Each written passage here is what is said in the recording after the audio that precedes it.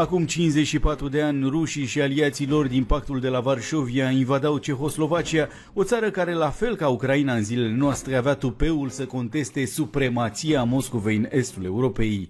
Primăvara de la Praga avea să fie înăbușită de o armată impresionantă, peste 5.000 de tancuri și peste 200.000 de soldați veniți din URSS, RDG, Polonia, Ungaria și Bulgaria.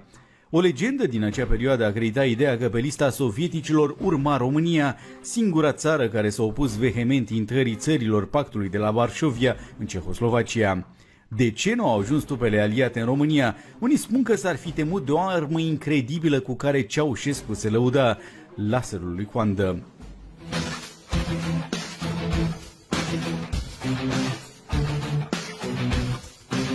Здравствуйте, дорогие юные друзья! În 1968, Ceaușescu critica vehement intervenția armată din Cehoslovacia. De la balconul Comitetului Central al PCR, fostul președinte critica în termeni fără precedent țările prietene din pactul de la Varșovia pentru intervenția militară. Îngerea trupelor celor 5 țări socialiste în Cehoslovacia constituie o mare greșeală și o primejdie gravă pentru pacea în Europa, pentru soarta socialismului în lume. De unde atâta tupeu la Ceaușescu? Ce atu avea în mână de își permita luxul de a sfida uriașa armată comunistă stânsă de Moscova? S-a spus că în Cehoslovacia era pericolul contra Revoluției. Se vor găsi poate mâine să spună de adunarea noastră că oglindea tendințe contra-revoluționare. Apoi răspundem tuturor că întregul popor român nu va admite nimănui să încalce teritoriul patriei noastre. În anii 70-80, o legendă circula în România că Ceaușescu avea o armă fatală de care Moscova se temea. Era vorba de un tun laser capabil să distrugă instant orice tank sau avion inamic care ar fi intrat pe teritoriul țării noastre. Cunoscut sub numele de laserul lui Coandă, tunul respectiv ar fi fost unul mobil transportat cu un vagon de tren acolo unde era nevoie. Legenda spune că în 1968, la granița României, nu se cunoaște exact locul și ar fi făcut apariția o garnitură de tren compusă din 21 de vagoane, asemănătoare celei capturate de români în 1919 în Ungaria, obuzierul Skoda. Unul dintre vagoane era ocupat de o armă ciudată, celelalte având rol de alimentare. Era vorba de acel laser despre care se vorbește în legendă și care ar fi distrus câteva tancuri, dar nu prin tăiere, cum și-ar fi închipuit oamenii, ci prin încingerea până la explozia acestora. Teoria a fost întărită și cultivată de securitate cu scopul de a consolida mitul puterii fostului dictator.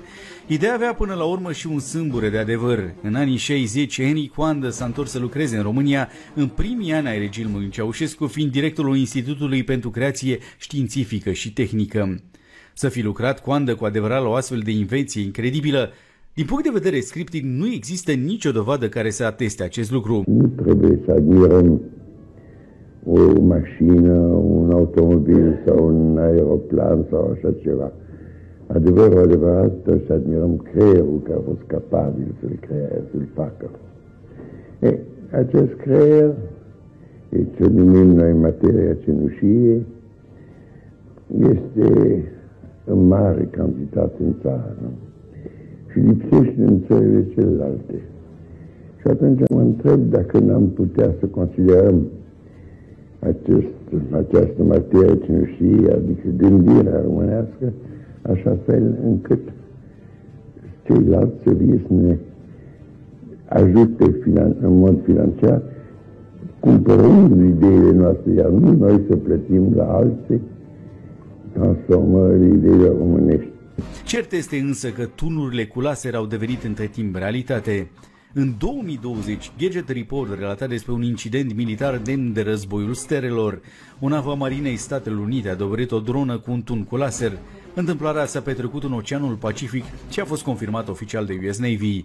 Acest tip de teste ne permite să obținem informații valoroase cu privire la capacitățile noului sistem de arme cu laser împotriva potențialelor amenințări, a declarat comandantul navei americane Kerry Sanders. Este Henry Coandă autorul unei astfel de invenții? Să fi fost furată ideea savantului român de către american și transformată în realitate? Dacă e să ne luăm după mărturia inginerului Adrian Drăghici, care a lucrat cu Henry Coandă la Increst, în perioada în care acesta era director, celebrul inventator ar fi avut cu totul alte preocupări, îndreptate în general către mecanica fluidelor și mai puțin către alte ramuri ale fizicii. O altă ipoteză mult mai credibilă este aceea că serviciile de informație au răspândit acest zvon pentru a liniști populația cu privire la capabilitățile de apărare a României în acea perioadă instabilă. Să nu uităm însă că în primăvara lui 1989, Nicolae Ceaușescu anunța public că România dispune din punct de vedere tehnic de capacitatea de a fabrica arme nucleare. Toată zvonistica din jurul eforturilor lui Ceaușescu de a se înarma nuclear avea un punct de vedere real. Nu este nevoie de nicio lămurire. Nu pot trzeba żadnej objaśniania. El e creat pentru a face față unui atac din afară a unei țări imperialiste împotriva unui stat membru al tratatului. Ceaușescu și-a manifestat dorința de a introduce România pe lista țărilor producătoare de energie nucleară imediat după ce a ajuns la putere. Ulterior, el ar fi cochetat și cu ideea de a fabrica o bombă nucleară. În cele din urmă, visul dictatorului comunist că România să devină o putere nucleară a rămas doar o parte componentă a megalomaniei proiectelor sale niciodată finalizate. Astăzi, povestea armelor secrete a lui Ceaușescu stă în galeria nostalgică a miturilor comunismului românesc. Dincolo de mit, cert este că tehnologia laser există și este folosită de armata americană. US Navy ar putea introduce primele arme cu laser din 2025, relata recent Mashable, care citează un proiect al Agenției pentru Proiecte Speciale DARPA. Potrivit surselor citate, americane lucrează încă din 2008 la dezvoltarea unor tipuri de armament care să folosească fascicule laser pentru a distruge țintele. Programul militar intitulat HELADS a trecut deja de faza prototipurilor, astfel că în curând avioanele de vânătoare americane vor fi dotate cu tunuri laser capabile să-și atingă ținta cu o acuratețe maximă. DARPA este implicat și în alte proiecte spectaculoase despre care GadgetReport.ro a scris în nenumărate rânduri. Ultima invenție vizează un robot care decolează, zboară la țintă unde cu ajutorul unui braț special plasează o încărcătură. Clipul pare banal dacă ne luăm după standardele science fiction, însă reprezintă un pas important înainte făcut de inteligența artificială. Asta pentru că robotul se autoghidează folosindu-se de GPS și al senzori. În plus, acesta ia singur deciziile necesare pentru a duce la bun sfârșit misiunea care a fost încredințată. Gândiți-vă la viitor, la roboții de luptă capabili să zboare și să ducă războaie independent, fără niciun ajutor uman. Spre asta ne îndreptăm.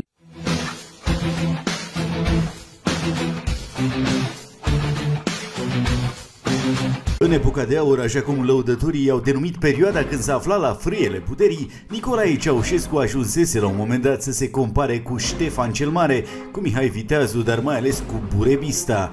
De ce a refuzat să se asocieze cu Decebal, un rege dac mult mai cunoscut decât Burebista, e un mister elucidat. Atâta timp când mă voi putea mișca, atâta timp când va mai fi un singur dac care va vrea să trăiască liber, ne vom bate pentru acest pământ. Bun și frumos!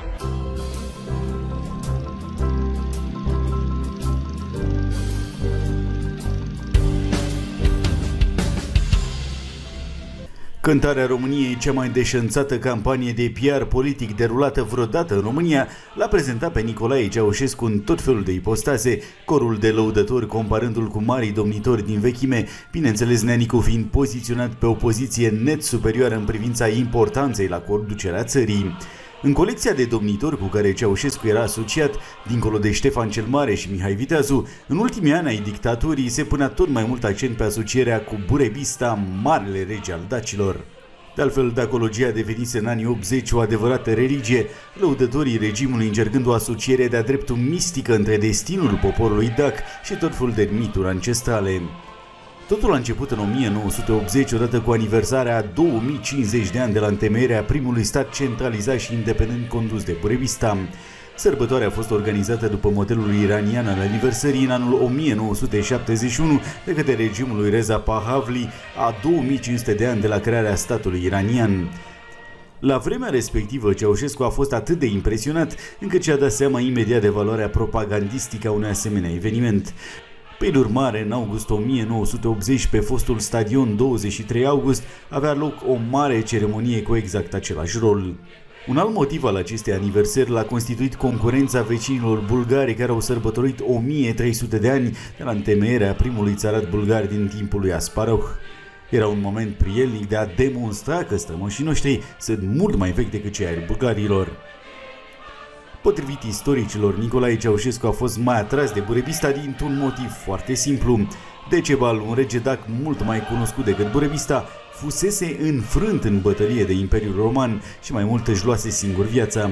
În schimb, Burebista rezista la conducerea statului dac fără a fi învins de romani prin diplomație, așa cum spera Ceaușescu că va rezista și el 10 de ani la conducerea României. Prilejul folosit pentru a conferi regelui Getu o dimensiune propagandistică internațională a fost Congresul Mondial de Istorie din 1980 de la București. Asta după ce la San Francisco în 1975, fără îndoială în contextul acelor ani în care țara noastră putea părea un aliat al Occidentului, propunerea delegației României de organizare la București a viitorului congres fusese acceptată. Peste 5 ani, statutul României nu mai era la fel de favorabil, dar mașinăria organizatorică nu mai putea să dea înapoi, de care în august 1980 peste 3000 de participanți din majoritatea țărilor lumii s-au întâlnit la București. Aici, în uvertura ei, au avut parte de celebrarea cu mare pompă într-o sesiune special organizată în marginea Congresului Mondial, de comemorarea 2050 de ani de la întemeierea de către Burebista a statului unitar și centralizat Getodac. Cercetătorii consideră că momentul a avut doar un caracter propagandistic destinat exclusiv dictatorului Ceaușescu, în condițiile în care nu existau informații certe cu privire la Burebista. Burebista apare favorizată tipului Ceaușescu și sunt câteva argumente pe care le putem indica. Pe de o parte, Burebista are un plus la capitolul politică externă în raport cu Decebal prin politicile lui de alianțe, prin felul în care și-a extins cucerirea asupra unui stat foarte mare la un moment dat, prin maniera în care a îmbinat acțiunea militară cu acțiunea politică. Faptul că el n-a cucerit numai prin forța armelor, ci și prin ceea ce astăzi am numit diplomație. Aceasta din puținele informații pe care le avem totuși. Mai trebuie luat în calcul și că, spre deosebire de Decebal, Burebista nu a fost niciodată înfrânt de Imperiul Roman. Cezar a murit înaintea lui Burebista, înainte de a cuceri Dacia. Nu știm dacă ar fi vrut să o cucerească sau nu, dar asta nu mai contează. Cert este că Cezar a murit și Imperiul Roman nu a cucerit Dacia. Sigur că atunci nu se spunea nimic despre maniera în care a murit Burebista, că era foarte posibil să fi fost un complot care să fi dus la eliminarea lui. E limpede însă că Nicolae Ceaușescu, atunci când se gândea la Burebista, cel care a rezistat Imperiului Roman, făcea o translație cu imperiile din vremea lui și se vedea un fel de Burebista comunist care rezista Imperiului Sovietic, afirma istoricul Adrian Cioroianu într-un interviu pentru Istoria. Atâta timp când mă voi putea mișca, atâta timp când va mai fi un singur dac care va vrea să trăiască liber, ne vom bate pentru acest pământ. Bun și frumos. Dacă nu mai avem cetăți, ne vom bate ruinele lor. Și când va mai fi o singură palmă de pământ pe care să putem sta în picioare, ne vom bate pentru palma aceea. Aceasta e legea, singură, alta nu cunosc.